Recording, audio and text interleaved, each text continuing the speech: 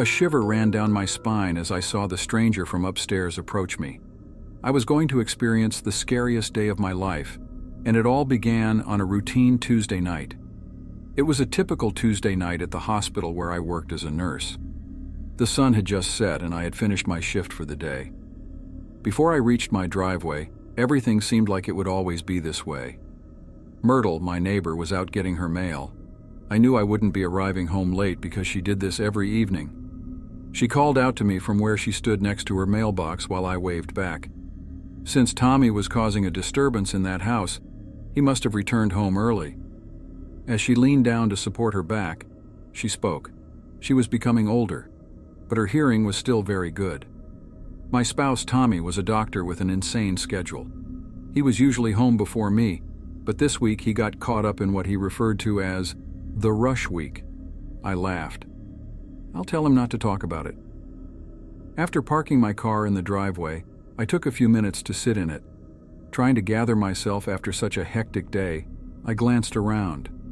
I said to myself, "That's odd," as I noticed Tom's car wasn't in the driveway. I dismissed it, assuming he had gotten a call at work. It occasionally occurred during these busy periods. Gazing up at the bedroom window, I got out of the automobile, a habitual force. I noticed someone's shadow observing me from below. I blinked as it vanished. I shook my head, certain that I must be really exhausted from today's duty. I required aspirin. I moved to the front door and turned the handle. Surprised, I clicked and the door opened. I couldn't figure out why Tom would have left the home unlocked. He must have rushed out. He was always the one who was more worried about safety. I ignored this, but I couldn't stop thinking about the figure I had been having hallucinations of. After leaving my bag on the kitchen island, I went to get a drink. As I was moving through the refrigerator, I heard a faint noise coming from above, the foot moving. The house was built approximately 10 years ago, so it wasn't particularly ancient when we moved in, but the upstairs floorboards were often creaking. Silently closing the refrigerator, I began to believe that Tommy might be home and attempting to pull a surprise on me, something small that he liked to do every now and then. I grabbed my phone and let out a loud cry. "I'm heading up there, Tommy." As I dialed his number and waited for the phone to ring, I laughed. I was standing at the foot of the staircase that divided the living room from the kitchen. I concentrated my attention on the little hallway down to my left, which was right before you stepped into the living room. Tommy answered when my phone rang, and I heard the upstairs shuffle becoming louder and longer. "I see you playing tricks." I smirked. Knowing he could hear me, I said, "You won't scare me this time. I'm ready for your shenanigans." "What are you talking about, Stacy?" he inquired, sounding nearly sincere in his confusion. "Oh, please, stop acting that way. I can hear you moving upstairs and I know you're hiding at home," I said, grinning even now. It seemed as though I had finally defeated him at his own game. With a slightly agitated tone, he questioned, "Stacy, where are you?" It appeared he had moved to the upstairs hallway, so I waited for footsteps. "Why am I standing at the top of the steps?" His next few words were desperate, but they came to me gradually, like if I were witnessing a slow-motion film clip. He cried out, "Get out of the house! There's someone else there! I'm coming and I'm calling the police!" As he was finishing up, I heard footsteps rushing down the corridor, and it dawned on me that it wasn't Tommy. The footsteps became louder, so I turned and tried to move in the direction of the entrance. Whoever it was, I knew they were behind me. There was nothing but a few feet in front of me where I could see the door, and then I felt a hand come around my arm. The person pulled me backwards, and I felt flat on my stomach. I shouted. Above me was a man wearing an all-black outfit. His mask obscured his face, so I couldn't see it, but I could see intent in his eyes. I kicked him in the balls when he reached down to grab me, screaming as he reached for his genitalia. As I stood up to try to get away, he grabbed my hand and applied as much pressure as he could. I thought that this was it, that there would never be another opportunity to see Tom. As he put pressure on me, I let out another scream. The man pushed me to the side and left through the door as the sounds of sirens suddenly filled the air, and I continued to scream. A not very wise decision. Raise your hands upwards. It was getting dark outside, and I could hear the police yelling.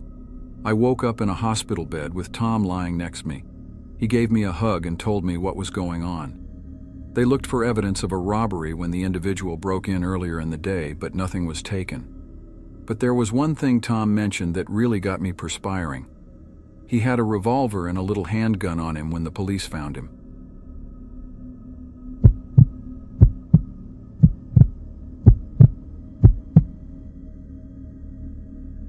I feel a chill down my spine every time I consider the near miss.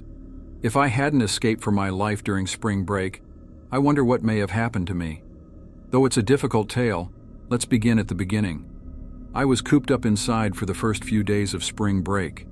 Having grown up outside, my parents didn't like the concept and thought I should get out more. I made the decision to go on lengthy strolls in the park while pretending to catch up with pals. I emerged from one of these walks a little later than normal. It was getting dark outside, and it appeared like everyone was going the other way. I was thankful for the fresh air because it was a touch cool, but that didn't last long when I turned down the street. I felt a strange feeling in my stomach and the street appeared to be empty. The deserted street and the intuition were nothing out of the ordinary. I became a little suspicious because I saw a lot of horror movies and thought the street was always deserted. The path led directly to the park. When I eventually made it inside the park, I was thankful that there were still people there because I focused all of my attention on my phone while walking there. For a while, I buried myself in social media while I sat on a bench, but the weird feeling kept coming back. I felt as though I was being observed. I decided I'd gotten enough fresh air when I cast a fashionable glance over my shoulder to avoid being caught. I couldn't see anyone there either. I stood up and walked back to the entrance, the feeling growing stronger as I went home. It was 11 p.m. when I checked my phone because I'd been outside for a long time. The sound of footsteps approaching from behind caused me to quicken my speed in an attempt to reach home. It was just far enough away to not be regarded as stalking, but not too far either. When I turned back, I saw two large, burly men approaching me at a sluggish pace.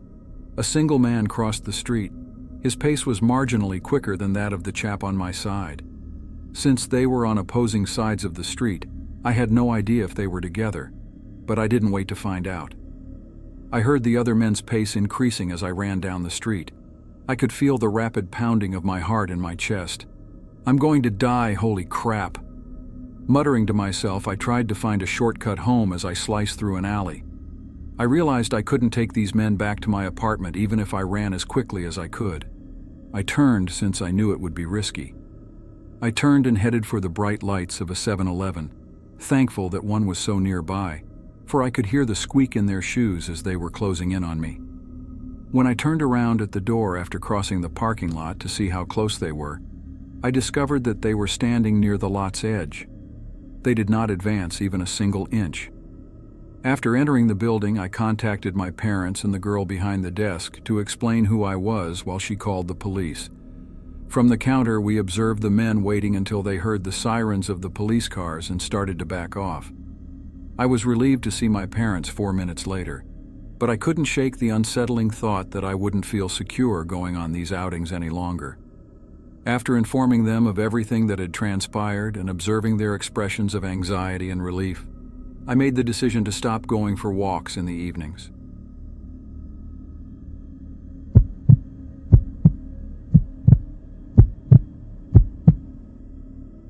It was a cold Friday night and I was home alone. My spine tingled with cold realization, transforming a routine TV night into an adrenaline-pumping survival story. I would discover that even a seemingly safe home could harbor danger lurking beneath the surface.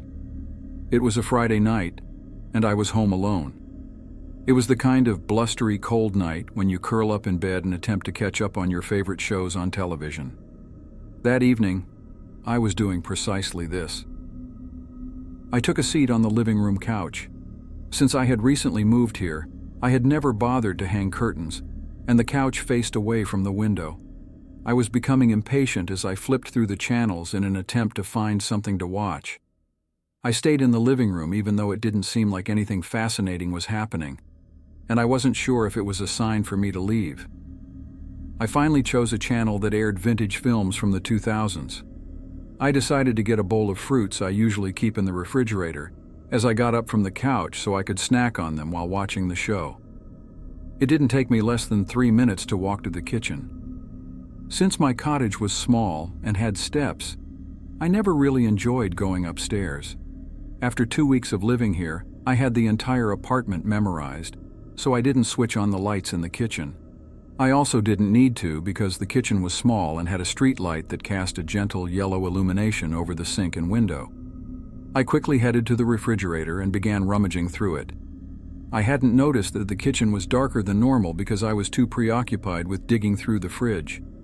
I had to stoop to locate my fruit bowl, which was located in the refrigerator's lower section. I grabbed it and shut the refrigerator, stuffing the snack into my lips with desire. I noticed it when I turned around. Standing in the front yard is a man. His features were just barely visible to me, but one thing was certain. He was taller than me. I was in a panic, not knowing what to say or do. But one thing was certain. He couldn't see me. His back was to the window, and although he wasn't facing the kitchen, I could feel my pulse rate quicken as each second went by. He merely stood with his back to the street. He approached it slowly, and I breathed a sigh of relief. In the kitchen, I couldn't help but laugh out loud. Why had I believed there would be any harm? I laughed once more, but the idea of the man returning made me shudder and made me check the locks on the rear door. With a plan to move past the incident, I headed to the living room. I took a seat on the couch and tried to catch up on the movie by concentrating on what was on the screen. Long into the night, most likely hours thereafter, I detected a slight sound. I dismissed it because it had played over the movie I was watching, but I heard that faint sound again at a different scene, like the sound of metal rattling. I tried to concentrate on the sound and lowered the volume a little, at which point I became aware of what I was hearing. I was momentarily happy that I had left the door locked when I saw someone attempting to unlock the back door and shaking the doorknob as forcefully as they could. With my heart rate increasing, I hurried to the kitchen. I could feel my own breath as I fixed my gaze on the door. I could immediately see the offender through the glass, the dude from before. Now that I could see him well, it was almost unbearable to see. With his teeth a darker hue and the whites of his eyes a brighter yellow, he smiled through the door. I started to tremble in fear. After licking the glass, he reached out and waved his knife-wielding right hand at the door. I realized I was in more danger than I had thought as he waved the rifle back and forth. Eager to go in, he yanked the handle hard. I screamed as loudly as I could as the door began to shake and rattle. I realized that I had awakened everyone in the neighborhood with my loud scream. The sounds of footsteps crossing the yard had reassured me if I wasn't already convinced. A voice yelled, "Hey you, what the hell are you doing there?" as I turned to look at one of my neighbors who was playing a riffle. He was gesturing to the insane person. When I turned to face the man at my door, he merely glanced at my neighbor and his weapon without saying anything. I saw the man retreat slowly and try to get away. The sound of footsteps retreating got faint, but my neighbor remained where he was, holding the rifle up as if he meant to shoot. "Go on, you wild animal!" My neighbor gave a cheer. I came out to thank him after it had quieted down enough. In response, he said how fortunate I had been and what a wise decision it had been to keep the door locked. I nodded, pleased that this was all over, but I also knew that spending the night at home by myself wouldn't be peaceful. I couldn't help but worry what could have occurred if the door hadn't been locked, or even worse, if I hadn't screamed.